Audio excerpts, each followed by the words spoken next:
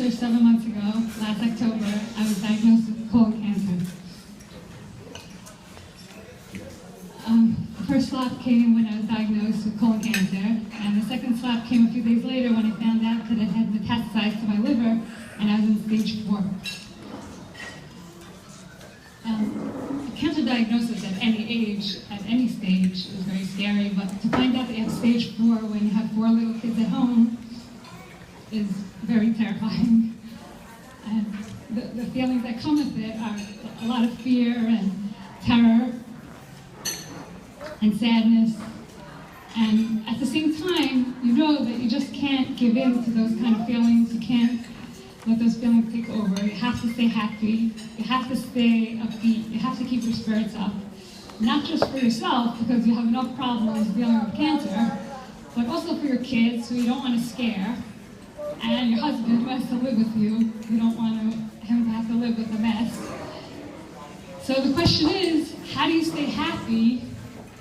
How do you keep your spirits up in such a challenging situation when your future is uncertain and you know that you're facing months of surgeries and chemotherapy?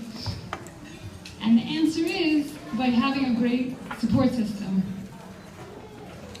Thank God I've been blessed with an amazing family and friends. My mother, my sister, my husband, my brothers, and cousins have all rallied behind me.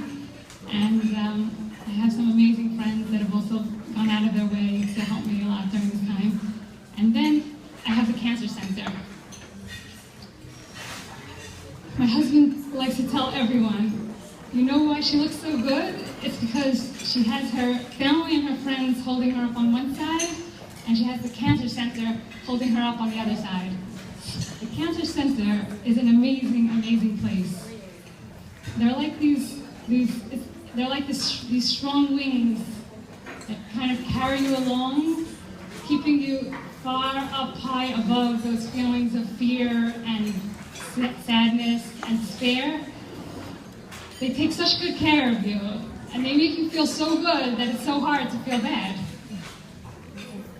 Just to get into some details, one of the drugs that I'm on is called oxaliplatin, and a side effect of oxali is that you become extremely sensitive to the cold. And you know, this winter has not been a good winter to be sensitive to cold. Some people describe the experience of touching cold things or going out in the cold as feeling like you're electrocuted, but for me it was more like being attacked by a porcupine, like needles, or just, you constantly feel like you're touching, you're picking things up, you're picking up pins, anything that's even the slightest bit cold. So by like mid-January to the end of, by mid to the end of January, I was going crazy on the cold. It was really getting to me. I was walking around my house with 3 pairs of gloves and the hand warmers, and I was going over crazy. And then all of a sudden, one day, Nancy calls up and she says, do you want to go to Florida? And I was like, what? She said, yeah, we're going down to Orlando for the Disney Marathon. She said, we'll take you guys with us. And you know how people remember where they were when JFK, everyone knows exactly where they were when they heard the JFK. I remember exactly where I was when Nancy called to tell me that she's taking us down to Florida. Because for me, it was like the hand of God coming down to hold my hand and tell me like it was going to be okay. That He was helping me through. Don't forget about me. What it did for my family was amazing. All the doom and gloom that had been hovering over my home because of cancer and me being sick was gone. And the weeks leading up to that trip was replaced by sheer excitement.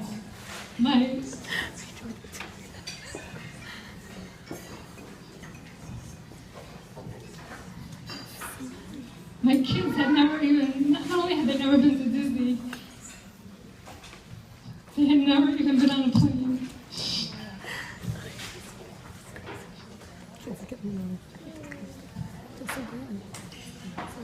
They started packing right away. They were packing for weeks. there, the day came, and we went, and they had the time of their lives. My husband, he got a real rest from the stress. Okay, and for me, it was just 4 glorious days of feeling so much better and feeling so refreshed. And so I remember that it was 80 degrees every single day. I was just basking in the warmth and feeling so normal, feeling so much better. So we came home, and the next day I had to go right back into chemo, but I just felt so much better. It was like the push I needed to just keep. It was just like the push I needed to go on, to just keep plowing on. It was it was so great. That was fun. I was crying too much. Oh, that's so emotional. It's not.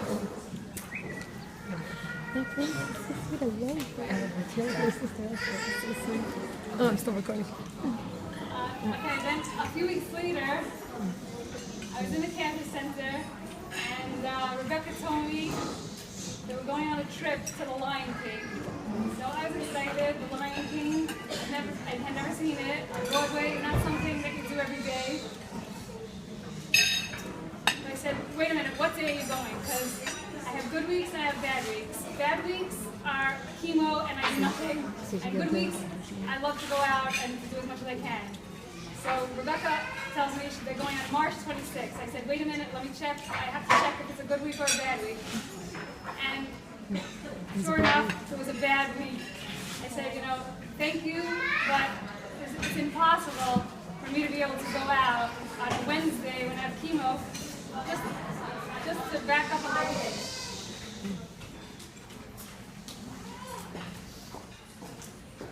Just to back up a little, every other Tuesday, I go to the infusion center where I get infused with lots of different medications.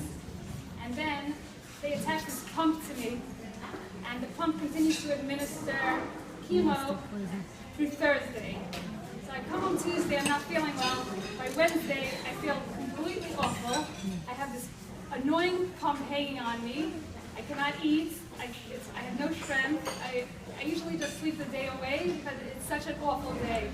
And Rebecca told me they were going on a chemo Wednesday. So I said, thank you, but no thank you. It's impossible. There's no way I can ever go out to a theater when I feel so awful. And that was it. And then a few days later, I was talking to Nancy, and she said, we hold these events, we go on trips, and people that are not feeling so well end up coming, and they make a little bit of an effort to come, and they really feel so much better. So I went home and I thought about it, and I said, you know what, I'm going. I said, chemo pump and all. I told Rebecca, I said, I'm coming with my chemo pump and all. And it was also that I knew that I wasn't just going on a random trip to the theater. I was going with a group of people that cared so much and that I knew were going to take such good care of me. And I was as right as ever. The bus pulled up in front of the theater, and I'm not sure how Nancy was able to pull this off. But in the cancer world, we say she used the cancer card. We pulled up in front. There was a long line of people waiting to get into the theater. I'm not sure what happened, but I was just whisked away in front of the line through these secret passageways, up the elevator, and into the theater before anyone was even allowed in. And the show was amazing. I was with warm, loving people the whole day. I came home and I said to my husband, I had a good day, a chemo Wednesday was a good day. Oh, it's so crazy. It's incredible,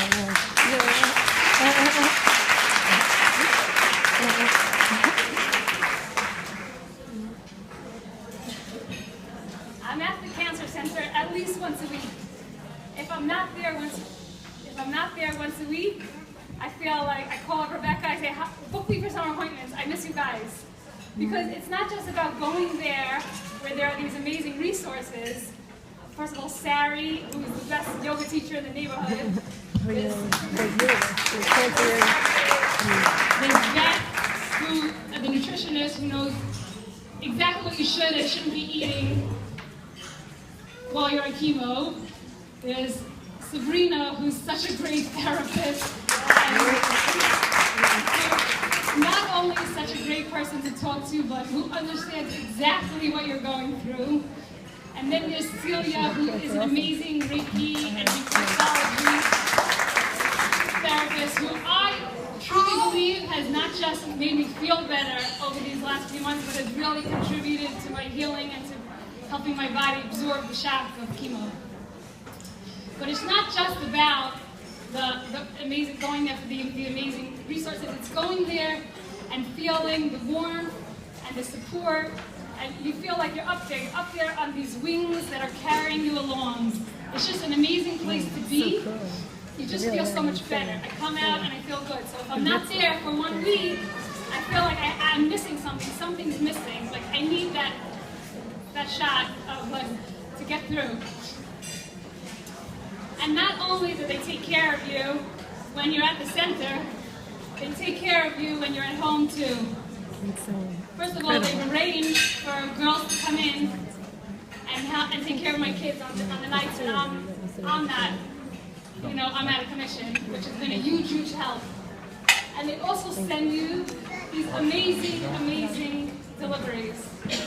A few weeks ago, the bell rang. It was either Thursday or Friday. And in came this little angel with a bottle of wine and challah and these most magnificent calla lilies. They were so beautiful and they brought so much beauty to my home, but they were so special, not because they were beautiful fresh flowers, because my husband and I are huge fresh flower lovers and we often have fresh flowers in the house, but because right there on the table was a reminder that the people at the Cancer Center were thinking of me, cared about me, were there for me, were going to help me through this. It's amazing how little kids, chokes me up. It's amazing how little kids understand another and pick up on help. things I'm just not crying again. without having you to explain it to them. Because my little daughter, who's 5, she got up on the table that Friday before the table was set, and she started caressing the leaves of the flowers. Calla lilies with these magnificent stems, and the leaf, they came with these like huge, beautiful leaves. And she sat there on the table caressing these beautiful leaves, and she looked at me. And she said, So nice. Oh, it's so crazy. she said, "Mommy, can we keep these flowers alive forever?"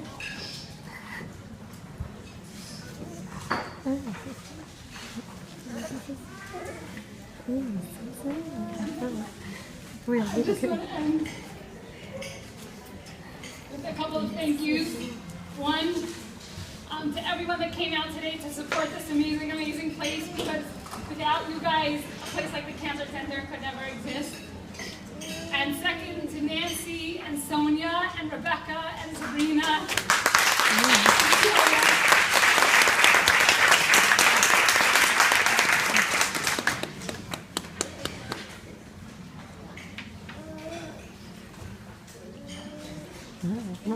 I love you guys, and I could never ever thank you enough for everything you've done for me